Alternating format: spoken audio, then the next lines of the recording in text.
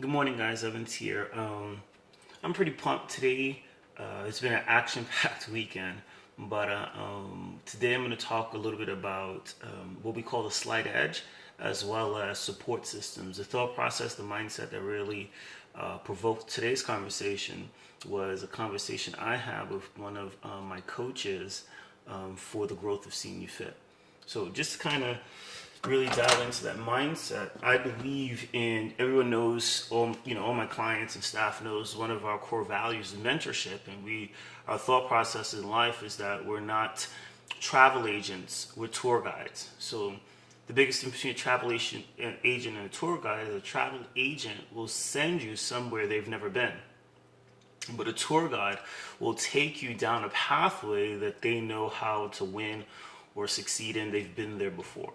So when my wife and I went to Jamaica for our honeymoon, we had a tour guide take us through through the jungle and the forest and all kinds of stuff like that, versus the travel agent would just know these are the features on the magazine. All that being said, so we're big fans of mentorship and coaching, and sometimes we have to invest time and money in order to get it. Therefore, we can move forward. So something that we're heavily invested in both of our businesses. But so we're at lunch and we're having this conversation, and the topic of the slight edge comes up, and it's based on a book that was written by a guy named Jeff Olson. And in his book, he talks about how success is all about the slight edge. It's not about a big thing that you do one day or at one time. Some of my mentors always say success is not a destination, is more of a journey. And so slight edge concept is, hey, it's not today I do this one thing, but every day I do this little thing that's pretty easy to do, but at the same time it's pretty easy not to do. I'm giving an example. We went to Jersey for the training this weekend, and we had a great time, but I left my house at 5 something, and I didn't come home at 9 p.m. something. But we woke up early on Sunday, we had church, and we still decided, hey, even though we had other things to do on Sunday, that I had to prep my meats in order to have a successful cooking week. So that's the slight edge.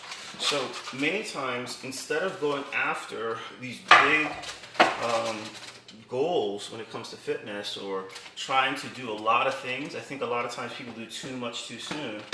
What we always recommend at Senior Fit is, hey, why don't we go after what's the smallest thing you can do that can give you the biggest ROI? So we start looking at that as like, could it be grocery shopping? I remember we were client success stories, and she was an older lady, older than me at least. She was about 67 years old, and we started putting together a list of all the things she thought she should do to be fit. Just checking to make sure I have the right amount of 4 ounces of sirloin. What do you think this is? This looks like 6 ounces? 7.2. So I gotta chop this up. So anyway, so we created this list. She's tried a ton of different diets before, and so we had this list of maybe 10 things that she thought she can do to be fit. And then I asked her, I said, what's the easiest thing on the list for you to do? And she came up with, I think it was just grocery shopping once a week. Just, planning out her grocery shopping for once a week. And I said, you think that's really easy? And I was like, yeah. And I was like, what's your confidence scale from 1 to 10? And she was like, oh, definitely a 10. I said, without a shadow of doubt, you can make it to the grocery store every week and shop for the things you need. She was like, yep. I said, okay, cool. Let's do that for the next week. And literally, by making that one slight adjustment, consistently, she started moving closer and closer to her goals. I think she wound up losing either 25 or 30 pounds just by making that slight adjustment. So many times, in whatever area of success it could be, hey, I'm going to go to bed a little bit earlier, or I'm going to, do whatever it is. A lot of times my mentors say, hey, check out that. This is like a beautiful, my daughter grilled this on the grill yesterday, but like a perfect medium rare right there. But anyway, that was just a side note. Shout out to Daya. But it could be just that. It could be, hey, I'm going to make a small decision that's going to produce this great result. And it's just about consistency. And every decision I do is either move me slightly towards my goals or move me slightly away from my goals. So that's the thought process, the mindset of the Slight Edge. But it's a game changer because, like we talked about last week, that success is not revealed in the gym, or is not developed in the gym, is only made, is revealed in the gym, you know? It's the guy who practiced just a little bit more. We were watching the Olympics last night, and there's this female swimmer who was like mild-mannered and everything else, but her thing was, hey, I'm just going to be really consistent. I'm going to have a strong work ethic. They showed her working out, and it was like she's one of the most humble people in the water, but her work ethic is where it is. And she smokes them, beats the world record by like a second and a half or something like that. So that's what it's about, that Slight Edge. So the other component is this idea of, good support systems. I'm just checking again. I'm supposed to have broccoli, rice, peppers. I'm in the mood for a salad, so I'm not going to do a whole lot of cooking. I'm just, put a nice little sear on that. But I'm in the mood for a salad, so bust out the salad foods here. And we'll do that. So support systems are critical because no matter what you choose to do, and I used to get taught this a lot when I was a child. I didn't know I was being taught it. I thought I was being scolded. But my mom used to always say, Evans, you're not an island. No man can live on an island by himself. And my rebellious personality used to be like, okay, Mom, you're really needy, but thank you, Quasi, but I cannot live on an island by myself. The reality is that the more I matured, the more I realized that I was very inefficient on my own. So how does this relate to your fitness and your goals is that you can't keep yourself pumped all the time. We need to plug in. So if you don't have a healthy support system at home, which that's the ideal place to have it, you come into an environment, everybody's into fitness, but that's not normally how it works out in life. When you make the decision to change your norm, you come up against, the rock, so to speak. You come up against the challenges. So the key is to say, okay, how do I build out a community of people that can be supportive or in step with my goals? And that's the reason why for our clients we have the private Facebook group, but that's the reason why we do Saturday workouts, videos like this. All these things do allow you to say, hey, I'm going to plug in, stay connected. I'm going to post my pictures of my meals, and then through that process now, I have a system that's supporting me. Definitely using the wrong knife for this, but we'll make it work. So, and then if you're working with people or with people that are making that decision to be fit, let's not be the negative person that is, critical of their goals and dreams. I was at church yesterday, and one of the ushers with me, he says, hey, one of these days, I'm going to have abs like yours. And I'm like, game on. I'm all about it. He goes, I'm waiting for the other foot to drop. I'm waiting for you to tell me, I'm not going to. I said, I don't play that game. I said, I believe in dreams. And it's all about supporting one another. There's nothing impossible. If you're willing to do the work ethic, the Bible says the hand of the diligent will be made rich. That's relevant to any area of your life. So I am with you, and I'll support you in that goal. Now, support for me means I'm going to be a cheerleader, I'm going to be an encourager, you know what I mean? So when you see people making that event, I don't care if it's their 100th time going after it, be a support person. And if you're by yourself, you don't want to be what we call SNIOPed. So what's SNIOPed? It's an acronym, and it means susceptible to the negative influences of other people. Bam, 4.6, so close. 5, there we go. So we don't want to be susceptible to the negative influences of other people. So when, many times other people may not believe that, hey, you're going to go after this goal, or you have the time, this is unrealistic, and all this other kind of stuff. I just believe that when those opportunities come up, many times they don't come up at the time of convenience. Because if you're going to do something great, you can't do it by yourself. So you need a team, and God has structured it where, if you're going to accomplish a God-side goal, it's going to be bigger than you. So With all that said, build out those support groups. Be really sensitive to it, and don't allow people to steal your dreams. Speak into your life like we've been teaching and talking about for the last several months, or last several weeks, excuse me. But also ensure that you are not the person stealing someone else's dream. No matter what it is, if it's not something you want to do, hey, don't do it. But ensure that we're speaking and we're creating room for them to succeed and or fail. One of the things I like about entrepreneurship is that in entrepreneurship there is no lid, but wherever there is no lid, there is no floor. So look how that style is developing. Whoops. You see that? So where there's no lid, there's no floor. So literally you can just totally fail. And I like that because the security is not the security is in me. The dependency is in me.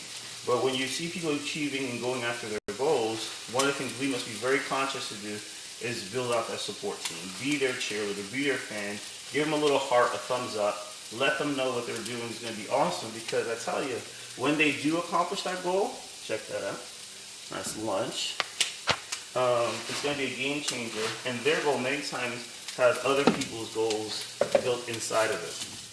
So I'm just going to sear, like I said, not much cooking today. I'll cook my eggs and chicken for my breakfast in there. Speaking of that, I have 2 wraps. So one of the things I've been doing, for those that are not familiar, I like these mission wraps because they have 4 net carbs in it, and they fit into my meal planning. But I just put the oven on. Just put them right on the wraps in the oven. Turn the oven to bake, 350, and then as the oven is speeding up, then is heating up, then it allows me to it toasts my wraps for me. Forgive me there, my accent was kicking in, throwing me off.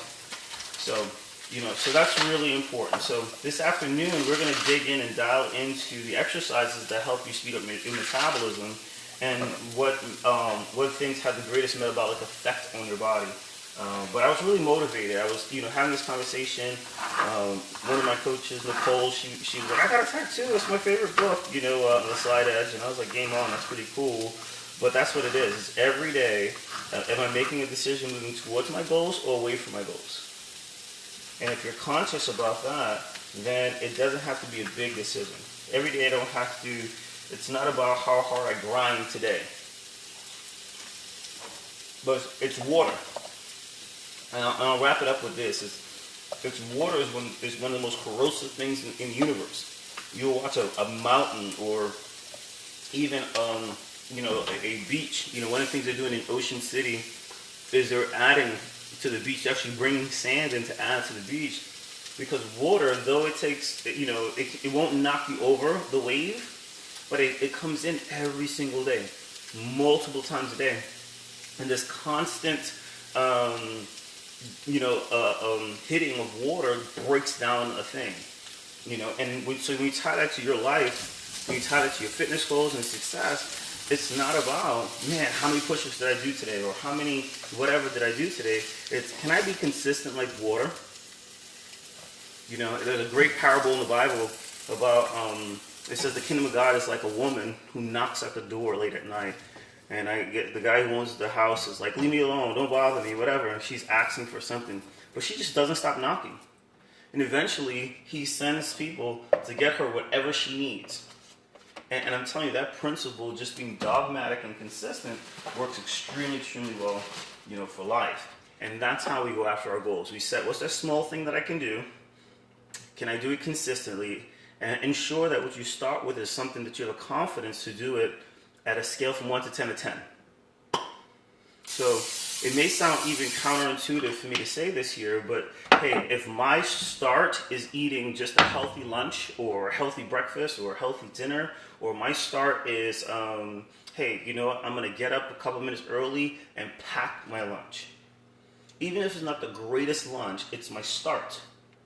We never despise where we start, because everybody starts where they are. So we start there, and then from there we build towards wherever we want to go. You know, so many times you're like, oh man, I don't have all the tools, I don't have the resources, I don't have the knowledge. No, but you have the start. You know, and that's the name of the game. You know, so we're really excited sharing with you guys. I'm just gonna wrap up my breakfast here. So funny, this is like 4 cups of spinach, and by the time it cooks down, it's like nothing. It's just so amazing to me. But today's a salad day, and I'm really excited about that. Oh, I forgot to add my rice. Actually, I'm gonna add my rice separate, so I can warm it up and just put it on my salad, so I don't eat my rice cold. So I'll just have it in a separate container here. I have 3/4 of a cup of rice. I've totally taken over my wife's measuring cups, by the way. 1/4.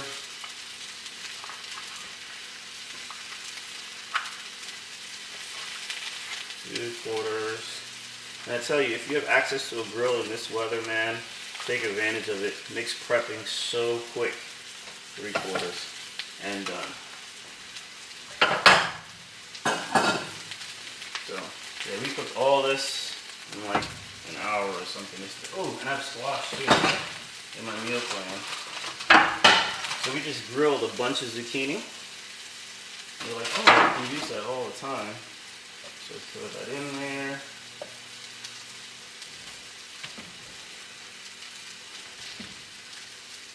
Beautiful. So, good stuff. Hopefully that stuff adds value to you guys, but that's the name of the game. You know, be consistent, build out your support teams, and don't be susceptible to the negative influences of other people. It's your goals, understand why you're doing it, and if you do that, you'll be constantly accomplishing what you want to accomplish, and you'll be moving forward. You know, the last benefit of the support team is that sometimes you can't see your progress. You know, I mean, it happens with weight loss all the time. People's like, I can't see any difference. And then, you know, you show them their before and after pictures, and they're like, oh my God, and it gets really emotional. So when you have a support team, they can help you, you know, see this is where, this is how far you've come. So with that, love you guys. Look forward to seeing you later today.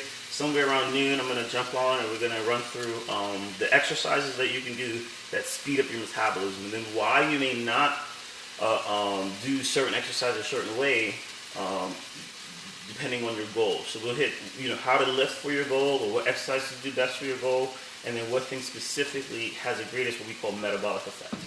So have a wonderful day. Remember, you choose that. No one else chooses your day for you. You make it a great day, and look forward to seeing you guys later today.